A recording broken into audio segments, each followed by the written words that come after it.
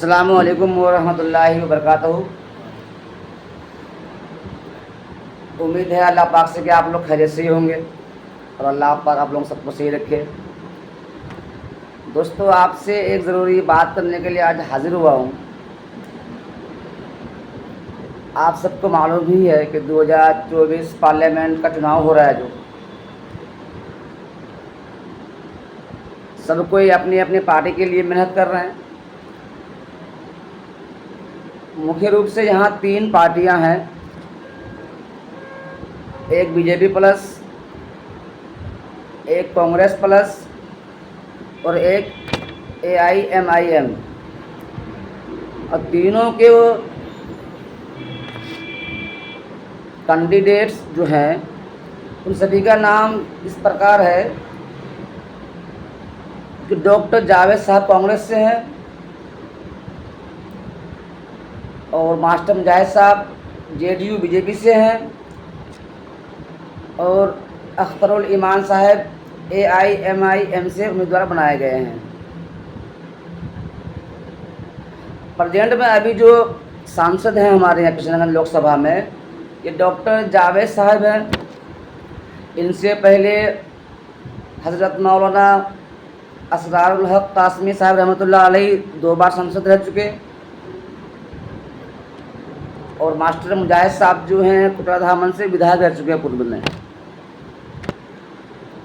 और अख्तरुल ईमान साहब अभी अमोर से विधायक हैं और MIM के बिहार प्रदेश अध्यक्ष भी हैं और अभी किशनगंज लोकसभा से उम्मीदवार हैं।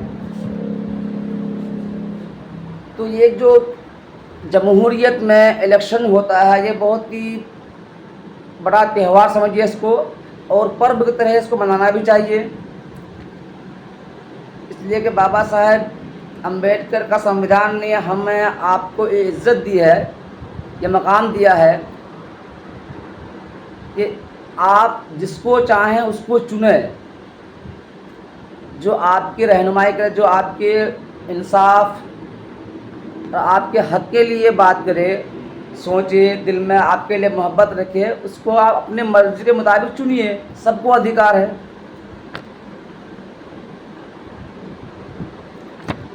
लेकिन मेरा मकसद इस वीडियो का ये है कि किशनगंज लोकसभा में 3 बार कांग्रेस को हम लोग जिता करके अभी हैं।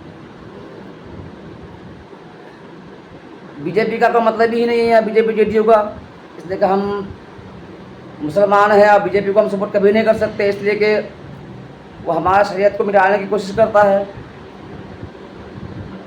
और शरीयत को मिटाने की कोशिश करने वालों का साथ देना शरीयत को मिटाने वाले के बराबर है और शरीयत को मिटाना कुफ्र है।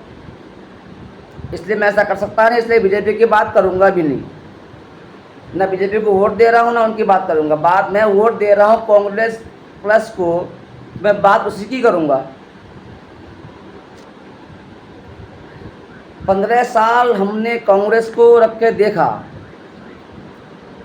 मौलाना मरहूम रहमतुल्लाह अलैह का बयान अभी भी यूट्यूब में मौजूद है कि 3 तलाक वाले मसले पर मुझे पार्टी ने बोलने नहीं दिया। इसको आप जहन पर रखें। मौलाना ने क्या कहा था कि 3 तलाक वाले मैटर पे सब मीडिया ने सवाल किया कि आप क्यों नहीं बोले शरीयत पे हमला हुआ तो उन्होंने फरमाया था कि मुझे मेरी पार्टी ने बोलने नहीं दिया। इसको आप बिल्कुल भूलिएगा नहीं, इसको याद रखिएगा कि मुझे मेरी पार्टी, जो कांग्रेस के मानने वाले हैं, ये जो खास करके उनके लिए है, जो महागठबंधन को अपनी पार्टी मानते हैं, उसके लिए मौलाना साहब ने क्या कहा था, मुझे बोलने के लिए पार्टी ने नहीं दिया। अभी आप लोग अपने दिल पे हाथ रख के ईमानदारी से सोचिए, इस बार जो आपका हमारा सांसद डॉक्टर जावेद साहब उम्मीदवार बनाए गए हैं, क्या किसी को पसंद है ये उम्मीदवार? इनके 5 साल के जब आप दौर को देखेंगे तो आपका दिल गवारा करेगा जैसे वोट दूं।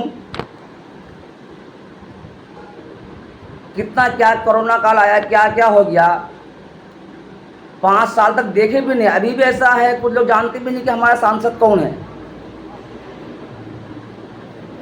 तो अब आप ये कह रहे हैं, जैसे कि परसों का भाषण में पूर्व विधायक तौसीफ आलम साहब ने कांग्रेस अध्यक्ष मल्लिकार्जुन खड़गे जी के सामने में भाषण दिया था कि इनको ठीक है, ये नहीं आए, उस लायक नहीं है, लेकिन पार्टी को देख करके वोट दीजिए।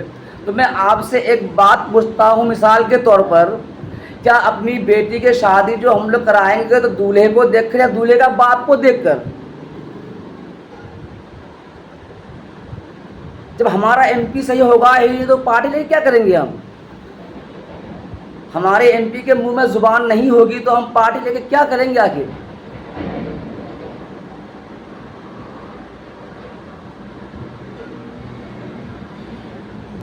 ऐसे नेता उनके भेजने से क्या फायदा जिस नेता के मुंह में जुबान ही ना हो। अब पता है, आप सबने विरोध किया सोशल मीडिया के माध्यम से, हमने भी किया, आपने भी किया। जब राहुल गांधी साहब आए थे यात्रा में तब सबने विरोध किया, जावेद मुर्दाबाद, राहुल गांधी कांग्रेस जिंदाबाद, सबने कहा था। पार्टी को मालूम था कि यहाँ पर डॉक्टर जावेद के पब्लिक खिलाफ है, इसलिए कि वो यहाँ समाज में आना जाना किए नहीं, किसी से मिले नहीं है, इसी वजह से खिलाफ है। उसके बाद भी पार्टी उन्हीं को टिकट देती है। इसका मतलब ये है कि कांग्रेस के जो हमारे लोकल कांग्रेस, आरजेडी, महागठबंधन, मतलब नाम नेहाद सेकुलर पार्टियां जितनी भी हैं, तमाम पार्टियों के जो नेतागण हमारे इलाके में हैं, उनके मुंह में पार्टी अपनी जुबान रख दी है। वो वही बोलेंगे जो पार्टी आला कमान कहेगा उनको, उनके विपरीत एक वर्ड भी नहीं बोल सकते ये लोग।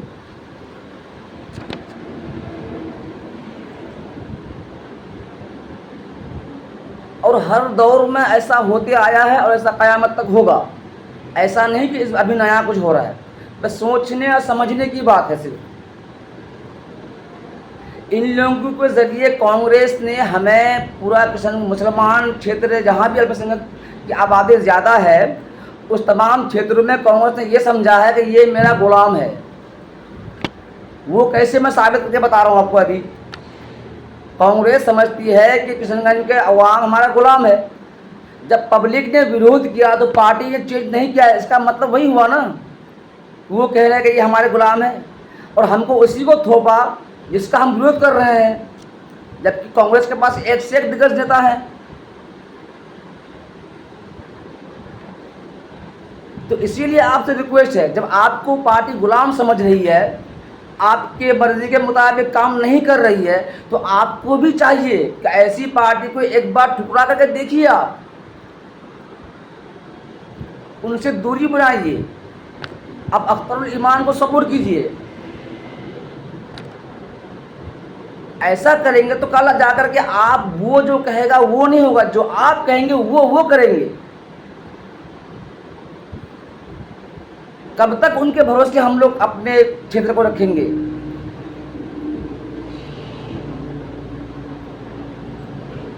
कि कभी कोई भी आदमी दिल पे हाथ रखकर बोले, जिसको अपने से मतलब नहीं है, जिसको कौम का सोच है, जिसको खिदमत खल करना है, वो जो उसको वो ये बात दिल में हाथ रख के सोचिए, अपनी मफाद छोड़ करके अनानियत को दिल से हटा करके सोचिए जरा सा, थोड़ा सा आपके अंदर अनानियत ना हो। कि आपको अगर जनता किसी भी मैटर में चुनती है, चाहे मेंबर का हो, मुखिया का हो, सरपंच का हो, समिति का हो, या एमएलए का हो, या एमपी का हो, तो क्या करने के लिए आखिर? चुनने के बाद 5 साल गायब रहने के लिए? तो हमारे घर में कुछ दुख होगा, नेताजी आएंगे तो मेरा दुख खत्म नहीं हो जाएगा, लेकिन एक उम्मीद जगेगी मेरे दिल में कि नहीं, नेताजी जिसको वोट दिया उसने मेरे दुख में हाथ शामिल हुआ। मेरे खेत में जाकर हल जोत के नहीं देंगे, लेकिन हल जोतते हुए मुझे देखकर वो रुपये का खबर पूछ लेंगे तो मेरा हौसला बढ़ेगा। इसलिए आप तमाम बुजुर्गों से अपील है, रिक्वेस्ट है, और नौजवानों से भी अपील है जो अभी भी कांग्रेस को वोट देने के लिए काम कर रहे हैं, कि एक बार दिल पे हाथ रखकर सोचिए, और एक बार जो आपको हमको गुलाम समझ रही है उसको आप भगाइए। फिर अपने मर्जी पे वो कुछ नहीं करेगी, आप जो कहेंगे वो करेगी, अपने लिए ना सही, अपने आने वाले नस्लों के लिए सही। जब बीजेपी का एक एमपी था तब से लेकर के आज 303 या 310 कितना एमपी है, हर चुनाव में यही कहा गया है कि कांग्रेस को या फलां उसको वोट दो वरना बीजेपी आ जाएगी। 70 साल से बीजेपी को हम हरा नहीं पाए, तो अभी हराएंगे बीजेपी को हम। उसी को हराने के चक्कर में ये लोग हमको इस्तेमाल किया, हमारी पार्टी खड़ी होने नहीं दिया, ना हमारा कोई नेता खड़ा होने दिया ये लोग।